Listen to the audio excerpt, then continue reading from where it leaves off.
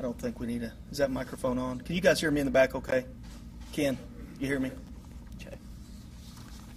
I'll give you just a minute to get all set up. I'm Captain George Brown, George, and Brown is commonly spelled Brown. I'm spokesperson for the Oklahoma Highway Patrol. I run the Public Affairs Division.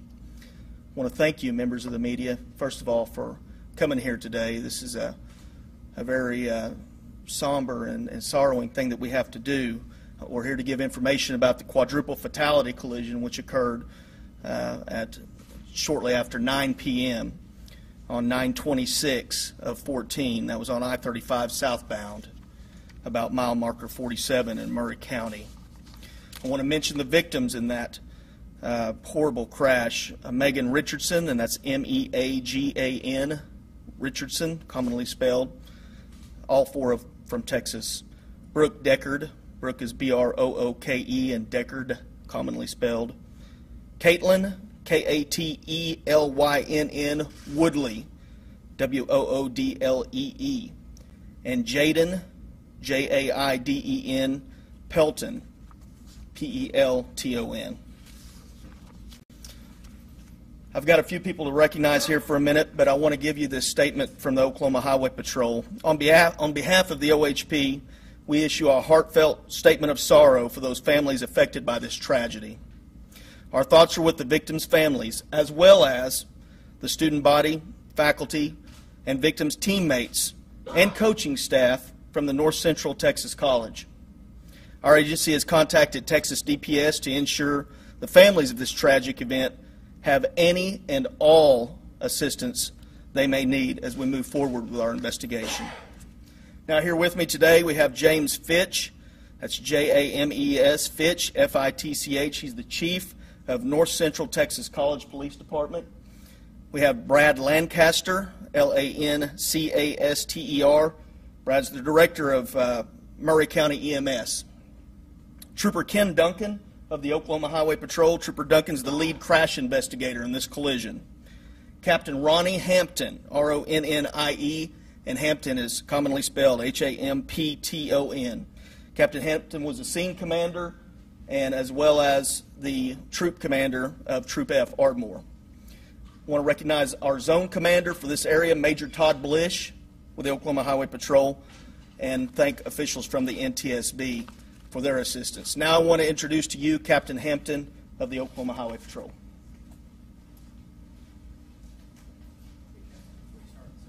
Sure.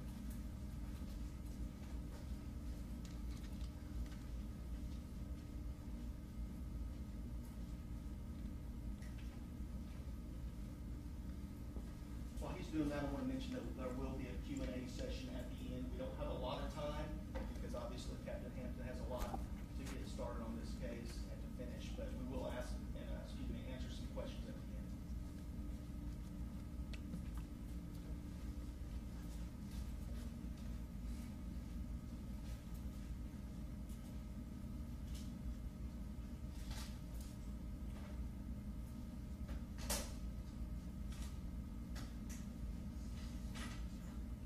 Well, I'd like to thank each one of you for being here today. We want to share information with you about what transpired on Friday night when the collision was called in, and what activities have taken place since then. So first, shortly after 9 p.m. on Friday the 26th, the Murray County 911 Center received multiple calls that a vehicle collision had occurred in the southbound lanes of Interstate 35 in Murray County near mile marker 47. As a result of that, they dispatched the Davis Fire Department, Murray County EMS, along with multiple law enforcement agencies. Once EMS and fire arrived at the scene, they realized they had a mass casualty situation, and they put in a mutual aid request. This was done within several minutes, so the request was immediate, and I'm going to go through the response of the agencies that responded. From the fire service, fire departments from Davis, Springer, and Sulphur fire departments responded with a total of 9 firefighting apparatuses to assist with rescue and also traffic control. From the EMS standpoint, There were 14 ambulances dispatched to the scene, along with 3 medical choppers. The ambulance services that provided aid to victims was the Murray County EMS, the Southern Oklahoma Ambulance Service based in Ardmore, the Pauls Valley EMS from Garvin County, the Elmore City EMS from Garvin County, Johnston County EMS from Tishomingo, Mercy EMS from Ada, Oklahoma and Pontotoc County, and the Love County EMS based out of Marietta. So again, that was 14 ground ambulances and 3 medical helicopters. I think what's important for us to note here is from the fire service, all of the fire service were volunteers. So where we have our job, and that's what we're paid to do each day, these are men and women that carry a pager on their belt. When that pager sounded, they responded to the fire stations, they got in their fire trucks, and they traveled out there to help people that obviously were in need. We investigate collisions, okay? Fire and EMS are the ones that save lives out there that night, okay? Unfortunately, there were 4 people that couldn't be saved due to their injuries, but there were many more that did. And I think it goes to show how strong their training is, right?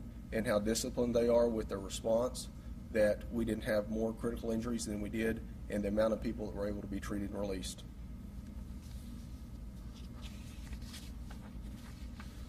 From the law enforcement piece, the Murray County Sheriff responded and immediately activated his reserve force to assist. The North Central Texas College Police, led by Chief Fitch, was notified the moment that the collision happened, and he was in direct contact with us throughout the night and has been every day since. It has been a great asset to the Highway Patrol. The Chickasaw Light Horse Police, which is a division of the Chickasaw Nation, had several officers that responded and assisted us at the scene. The Davis Police Department was the first police agency on the scene and did an outstanding job providing information as to how large scale this event was going to be. The U.S. Park Rangers that are stationed at the Chickasaw Federal Park in Sulphur also responded and assisted. It's important to note that in law enforcement, we are a large agency, but we still could not have taken on a task out there that night without our law enforcement partners, so we can't do this without them. Shortly after the collision occurred, and I mean shortly, it was a very quick response, we received a call from the National Transportation Safety Board, and after some conversations with them, they immediately made the decision to dispatch an investigative team out here, which we've worked with hand in hand since Saturday. And I can tell you that I am thoroughly impressed with the response from the National Transportation Safety Board. They have several subject matter experts in almost every discipline you can imagine right here that's been assisting the Highway Patrol. And as I said, we will be conducting the criminal investigation. They are conducting the investigation to hopefully make recommendations that tragedies like this don't happen again. So the OHP's response. On Friday, once our first 2 troopers got on the scene and we realized the gravity of this situation, we had 22 OHP troopers involved in this investigation within just an hour. Okay? And so let me clarify those numbers. I-35 is a major highway that runs, of course, across the United States, but carries a large amount of traffic between Dallas and Oklahoma City. Fridays and Sundays are the 2 busiest days on Interstate 35, and this collision actually occurred during one of those time frames. Roughly 33,000 cars drive up and down Interstate 35 every 24 hours. So when we block one lane of the northbound traffic and both lanes of the southbound traffic, our job is also to make sure that others don't get hurt in the traffic congestion. So out of those 22 troopers, we had people doing a variety of roles. Some of those roles were traffic control. Some of that was handling the accident scene. Some of that was conducting witnesses and starting logs of what agencies were present. And then we also had the unfortunate task of notifying family members that 4 little girls, families, that they didn't survive the collision. So just to personalize that, I have children of my own, and I personally did those notifications to those family members, and to hear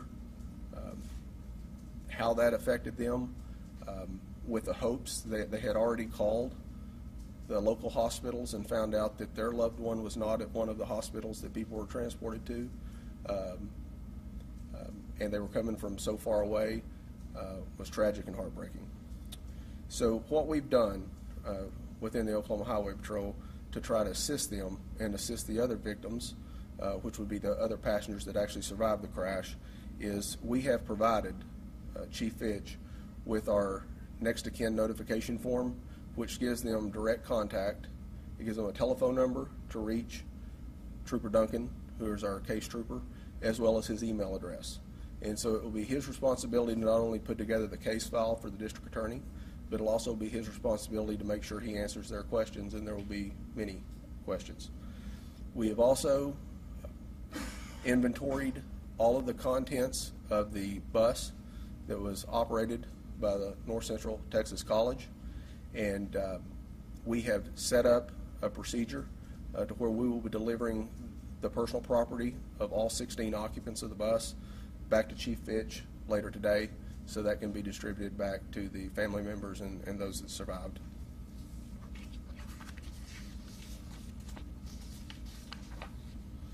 So the investigation. We want to categorize this as we do all motor vehicle car crashes that result in death. This is a motor vehicle death investigation. Our job as the Oklahoma Highway Patrol is to conduct a comprehensive investigation. Okay? A motor vehicle death investigation has several pieces to it. Okay? Just like any investigation that any law enforcement agency will take on, that includes conducting interviews, collecting evidence, right? And also in a motor vehicle death investigation, conducting a technical investigation. And that is to determine speeds, times, distances, and ultimately what caused the collision to occur, and any other extenuating circumstances that may have been involved there. So what I would ask each one of you as you report is to, and as you sit here today, is to think of this investigation that we started Friday and that we're currently undertaking as a jigsaw puzzle. Okay? And so if you could visualize landing in front of you 100 pieces of a jigsaw puzzle. Okay? It is our job, and we will do that, is to gather all of the evidence in this investigation, which will include every facet of law enforcement you could think of, every investigative role law enforcement would play in any other investigation, and to try to bring those 100 pieces together to where they actually tell you something. They put together and they form a picture. Okay? That picture will be our investigation, which will be lengthy, all right, and will take weeks and more than likely months to conclude. Okay? Law enforcement's job is to be a fact finder. Okay? We don't determine causes. Right? We provide an investigative file to the district attorneys, and in this case that's District Attorney Craig Ladd in his office in Murray County, and it is the district attorney's job to look at the facts of what occurred, apply law to those facts, and determine if anyone should be held accountable and to what degree of accountability they will be held.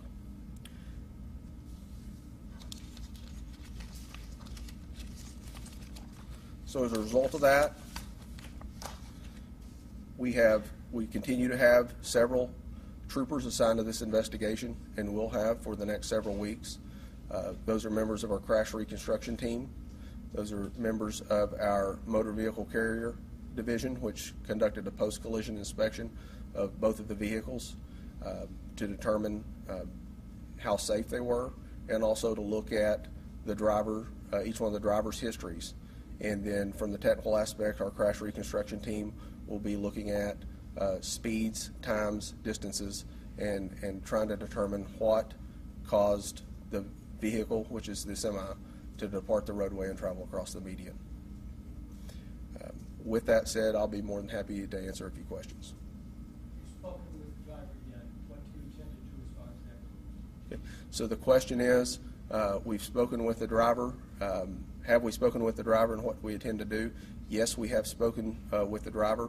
I want to go back to my puzzle analysis. Okay? The driver's statement is one piece in that puzzle of 100 pieces. Okay? We will take his statement. We will compare his statement with the other 99 pieces of evidence that we plan on collecting in this matter, and we'll provide that to the district attorney, and its weight will be what its weight is. Has he told you what happened? He made it a statement that he was distracted inside the vehicle. I won't elaborate any further, but what I will clarify is we in no way want that to be taken as we believe, because we do not believe at this point, right, that was the cause of the accident. I'm not going to say at the end of the investigation that may not prove to be true, but right now we have an open mind, right, and we're looking at every aspect of this investigation, and we won't form those types of conclusions until we have all of the pieces of the puzzle put together. So you have reviewed sorry, you said you do not believe at this point that the distraction was the cause of the collision. What is your running hypothesis now? We don't, and nor should any law enforcement agency have one when they undertake an investigation like this. We're simply collecting evidence. We've collected a lot of evidence up to this point, and we'll continue to collect evidence and talk to witnesses. We hope to find witnesses that we don't even know exist right now. And so right now, it would be too early for us to form opinions like that. Like I said, I'm estimating months versus weeks. Two-part question. Was there someone else in the cab? Was the driver an employee of the trucking company, and did you know whether he made this run frequently? So the question is, was there other people in the cab, and did he make this run frequently? No, there was no one else in the semi with the truck driver that was northbound, and his pre-trip events and driver history will be a part of the investigation. So when you say you don't believe it's the cause, what you're saying is, yes, he's told you all that, but you haven't made the determination that that was the cause. So you're saying we'll keep it on the line. And that is absolutely correct. We have his statement, and we consider that to be one piece of that larger puzzle, and we will let that statement carry whatever weight that it has at the end of the investigation. Have you had a chance to look at the driver's log yet? We have the driver's log, right? And we have troopers that are assigned to look over that log that are trained in the laws and the regulations that require that what's known as hours of service to be maintained, and that will be a part of the overall investigation. They will provide a technical report after they analyze that data. Okay. So can you tell us where it's come from and where it was headed, or do you not know that yet? He was coming from the North Texas area, traveling north on Interstate 35 to a destination in Oklahoma. What we refer to as a local route driver. So you're not identifying him at this time? Yes, we are identifying him. Provide you with his name. Can you describe the Let me get this name. So the driver of what we've categorized as vehicle number 1 is Russell Staley. He's a 53-year-old white male from Saginaw, Texas, and Mr. Staley was operating a 2013 Peterbilt. Mr. Staley was transported from the scene by the Murray County EMS to Pauls Valley General Hospital, where he was treated and released.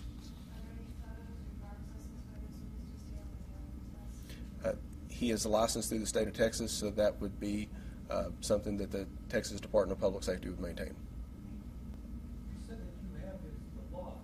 And you knew he was coming from one location generally to another, essentially the local route.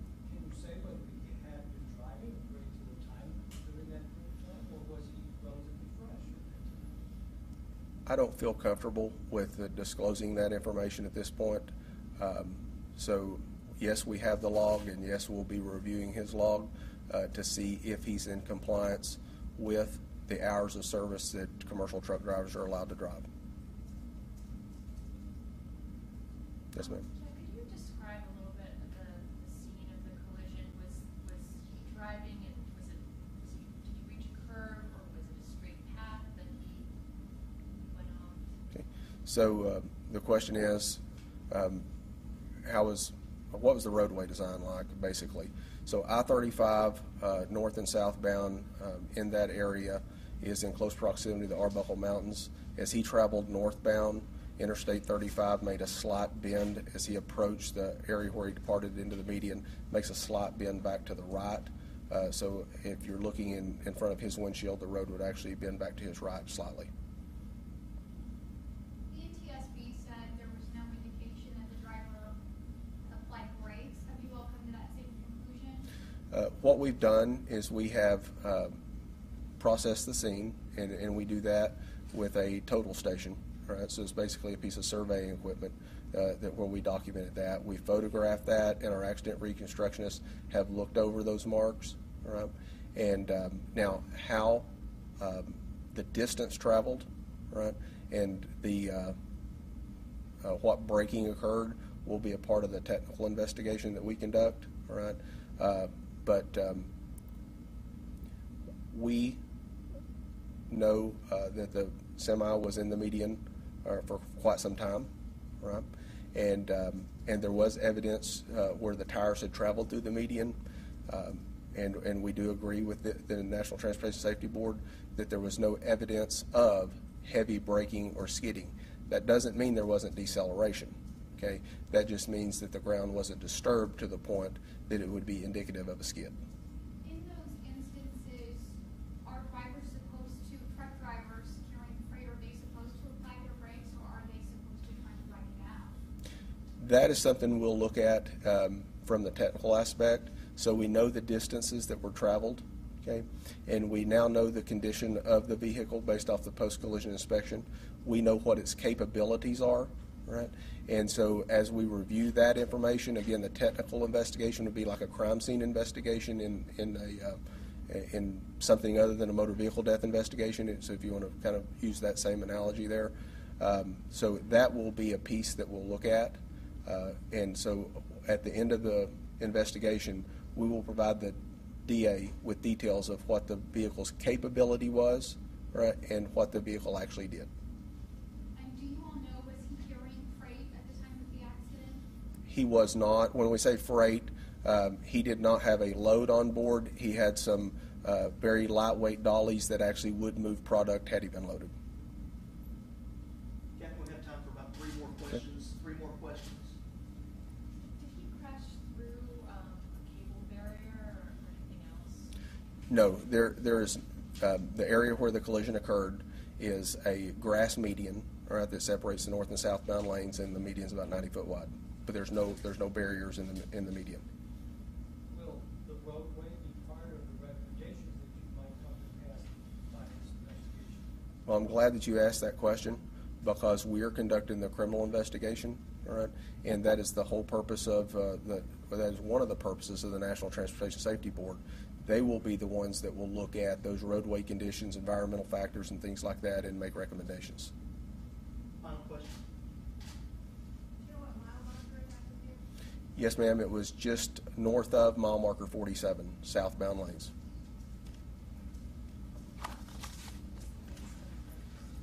Thank you, Captain. Captain Hampton. I'd like to clarify something real quickly. We believe that inattention is a factor or could be a factor in the collision. However, we have not reached that conclusion that inattention was a cause. Is that correct or fair in saying, Captain? We've not reached that conclusion. I'd like to provide my information. You may reach me at my office at area code 405-425-7709. Again, that's 405-425-7709.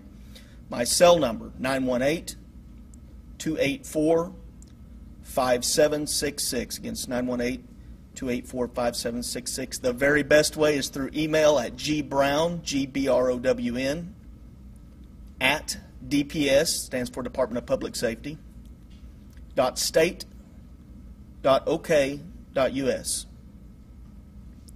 Thank you again for coming today.